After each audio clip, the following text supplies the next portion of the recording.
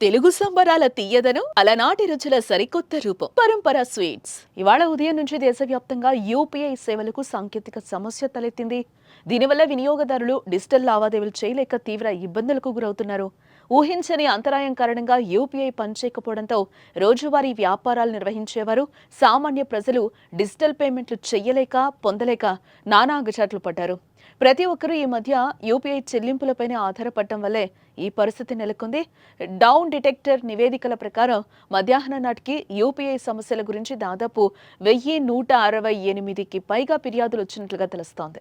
రోజువారీ కార్యకలాపాలను ప్రభావితం చేస్తోందంటూ యూజర్ల నుంచి వెల్లువెత్తుతున్న ఫిర్యాదులపై ఎన్పీసీఐ స్పందించింది.